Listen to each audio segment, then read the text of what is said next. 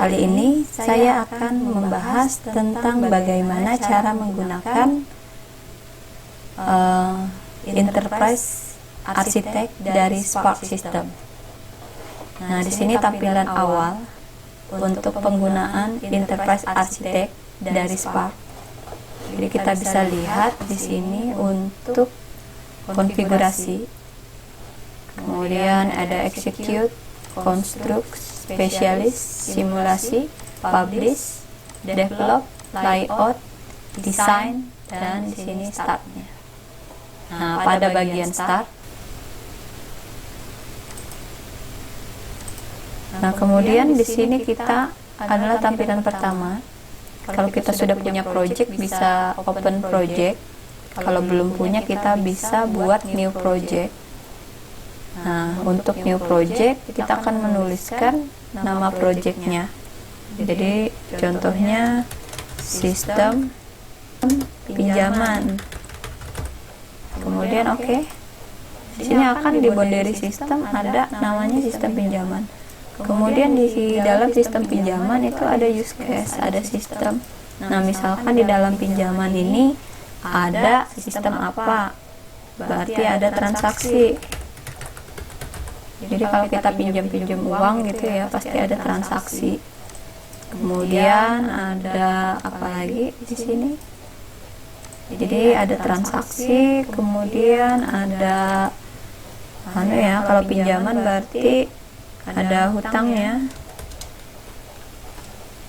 Jadi ada pinjamannya. Jadi pinjamannya berapa?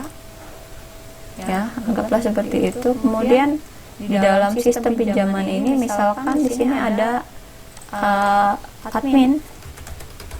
Jadi admin untuk sistem ya.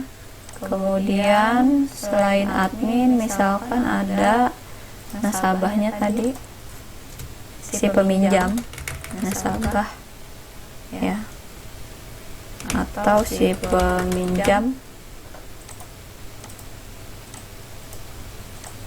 Nah, kemudian kita taruh di sini. Bisa juga sih di sini.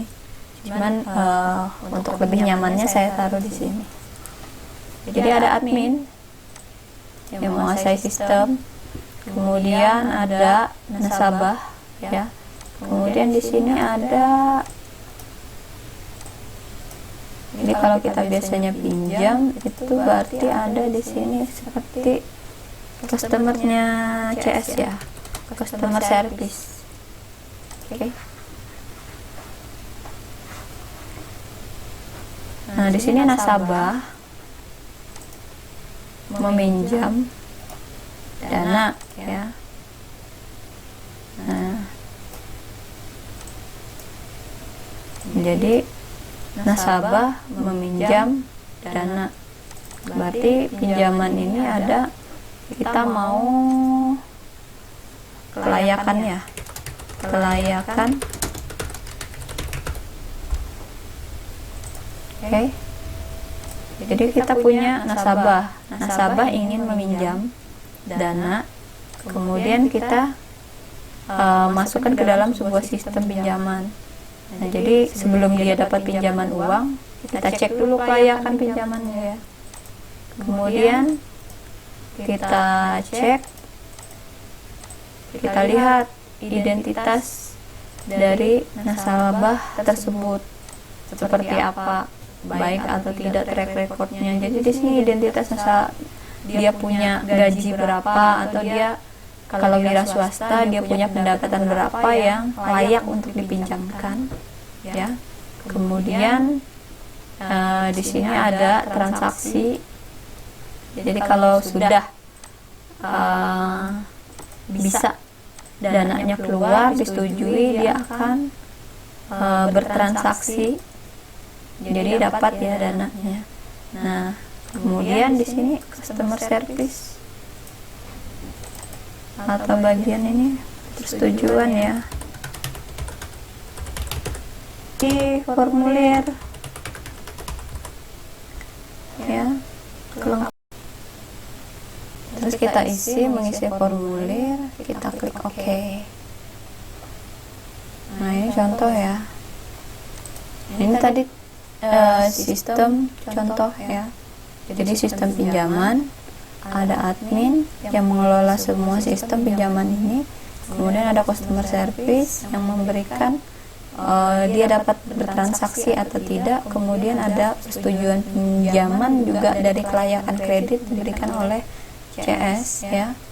Kemudian nasabah si peminjam tadi harus melewati proses kelayakan pinjaman dengan identitas nasabah dan lain-lain. Nah, dari nasabah ini kalau kita breakdown lagi, ini kita si nasabah. Nah, kita lihat nasabah di sini ya. Kemudian nah, nasabah ini kalau dilihat dari sistem ini, nasabah ini melakukan apa ya? Si nasabah atau peminjam ini. Nah, dia harus mengisi formulir. Kemudian setelah mengisi formulir, dia harus melengkapi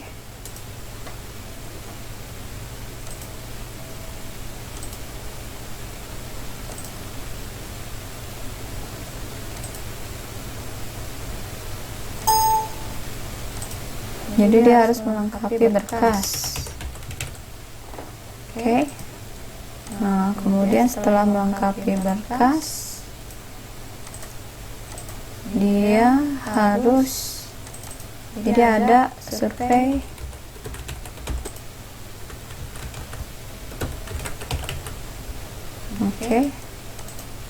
nah, jadi di sini bisa kita bikin lagi aktivitas dari nasabah. Jadi nasabah atau peminjam. Jadi kalau dari sistem yang besar, nasabah ini untuk kelayakan pinjaman dia harus ngapain? Jadi kita bisa lihat nasabah ini harus mengisi formulir, melengkapi berkas, kemudian dia ikut dalam sistem survei wawancara. Nah, kurang lebih seperti ini. Nah, untuk lanjutannya akan kita bahas di video selanjutnya ya. Nah, untuk kalau ada pertanyaan silahkan komen di video di bawah ini.